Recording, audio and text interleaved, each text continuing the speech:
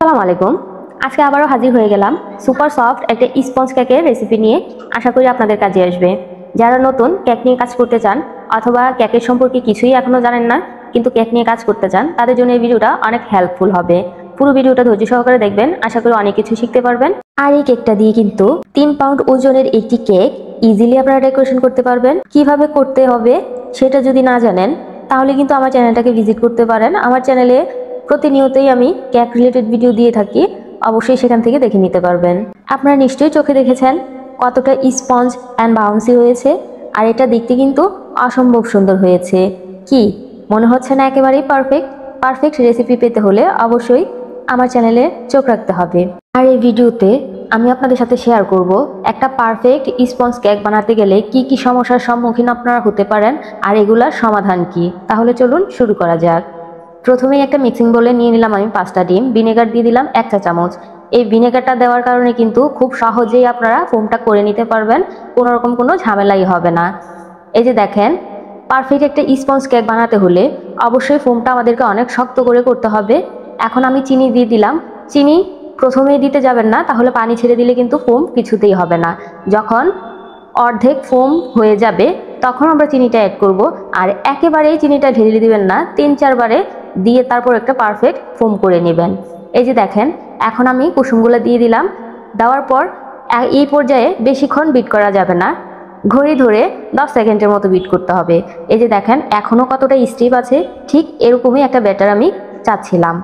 এখন flavour add করে দিব বাটার স্কচ, আপনারা যে কোনো ফ্লেভার এখানে অ্যাড করে দিতে পারবেন। তেল দিয়ে দিলাম 1/4 কাপ। এই পর্যায়ে কিন্তু একেবারেই বেশি বিট করা যাবে না, তাহলে কেকটা চুপসে যাবে। পরবর্তীতে বেক করার পর এটা কখনোই স্পঞ্জ হবে না।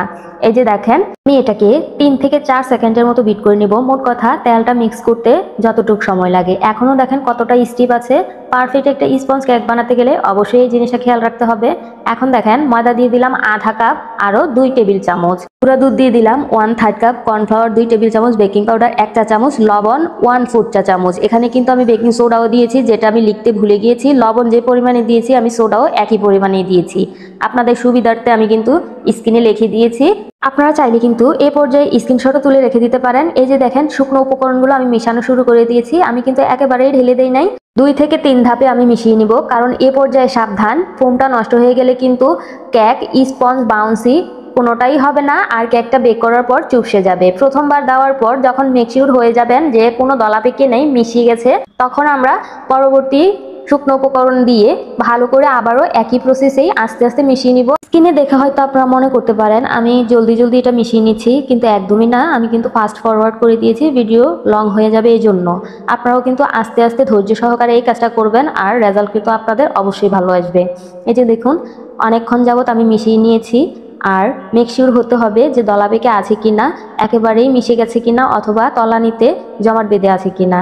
এই যে দেখেন, অনেক ভালোভাবে আমি মিশিয়ে নিয়েছি। আর এটা আমি একটু কাছ থেকে দেখাচ্ছি কতটা পারফেক্ট হয়েছে। এই যে দেখেন, এটা কিন্তু অনেক পাতলা হবে না, এরকম একটা ঘন ব্যাটার হতে হবে। এটা দিয়ে ভালো করে বোঝা যাচ্ছে না, আমি একটা স্প্যাচুলার দিয়ে আপনাদেরকে ভালো করে বুঝিয়ে দিচ্ছি। এই যে দেখেন, এই ব্যাটারটা কিন্তু এরকমই হতে হবে। আর আপনারা খেয়াল করেন, কোনো দলা পাকা কিন্তু আমার এই ব্যাটারের মধ্যে নেই। ঠিক একই রকমভাবে আপনাদেরকেও মিশিয়ে নিতে হবে। এখন আমি মোল্ডের মধ্যে ট্রান্সফার করে নেব।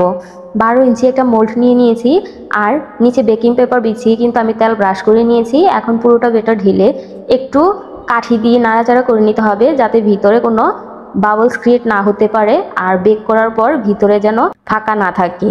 এই যে দেখেন, ভালো করে মিশিয়ে নেওয়ার পর আমি আবারও একটু ট্যাপ ট্যাপ করে এটাকে ওভেনে দিয়ে দিব। ওভেনের মিডল তাকে রেখে আপ ডাউন হিট অন করে 180 ডিগ্রি সেলসিয়াসে আমি 40 থেকে 45 মিনিটে বেক করে নিব। ওভেনের তাপ বুঝে কিন্তু সময়টা কম বেশি লাগতে পারে, আপনারা কিন্তু মাঝখান দিয়ে একবার চেক করে নেবেন। আপনারা চাইলে এটা চুলায়ও বেক করে নিতে পারবেন। তার জন্য একটা হাঁড়ি বসিয়ে 10 মিনিট প্রিহিট করে নেবেন। তারপর মোল্ডটা বসিয়ে দিয়ে উপর দিয়ে একটা ঢাকনা দিয়ে একেবারে লো হিটে 40 থেকে 45 মিনিট অথবা 50 মিনিটও লাগতে পারে, এটাকে আপনারা বেক করে নেবেন। অথবা মাঝখান দিয়ে আপনারা কিছুক্ষণ পরপর চেক করে নেবেন, এতে করে কিন্তু আপনারা বুঝতে পারবেন কেকটা হয়েছে কিনা। এখন দেখেন, আমি কেকটাকে বাইর করে নিয়েছি, আর এটা এখন ঠান্ডা অবস্থায় আছে। কতটা পারফেক্ট হয়েছে আমি একটু কেটে আপনাদেরকে দেখাচ্ছি। এই যে দেখেন, এখন দেখলেই আপনারা বুঝতে পারবেন আসলে এটা কতটা পারফেক্ট হয়েছে। এখন এটা দিয়ে কিন্তু ইজিলি আপনারা যে কোনো কেক ডেকোরেশন করতে পারবেন। আর এটা কিন্তু খালি খালি খেতেও অনেক টেস্টি হয়ে থাকে, ইজিলি বাচ্চারা এমনিতেই খেয়ে নিবে। যারা কেক ডেকোরেশন করতে চান না তারা কিন্তু এটা এমনিতেও পরিবেশন করতে পারবেন। ভিডিওটা কেমন লাগলো অবশ্যই আমাকে জানাবেন। যারা নতুন তারা কিন্তু আমার চ্যানেলটা ভিজিট করতে পারেন। এরকম নিত্য নতুন ভিডিও আমি কিন্তু প্রতিনিয়তই আমার চ্যানেলে আপলোড দিয়ে থাকি। সবার আগে পেতে হলে অবশ্যই চ্যানেলটাকে ভিজিট করতে হবে। এ পর্যন্ত যারা ধৈর্য সহকারে আমার ভিডিওটা দেখেছেন কিন্তু এখনো একটা লাইক দেন নাই, অবশ্যই একটা লাইক দিয়ে আমাকে মোটিভেট করবেন। আপনার একটা লাইক, একটা কমেন্ট কিন্তু আমার জন্য অনেক গুরুত্বপূর্ণ। ভিডিওটা ভালো লাগলে অবশ্যই শেয়ার করার অনুরোধ রইল। পরবর্তীতে আপনারা কোন ধরনের রেসিপি আমার কাছে দেখতে চান অথবা এই রেসিপি রিলেটেড কোনো প্রশ্ন থাকলে অবশ্যই কমেন্ট সেকশনে কমেন্ট করতে পারেন, আমি রিপ্লাই দেওয়ার চেষ্টা করব। আজ এ পর্যন্তই, সবার কাছে বিদায় নিচ্ছি। আল্লাহ হাফেজ।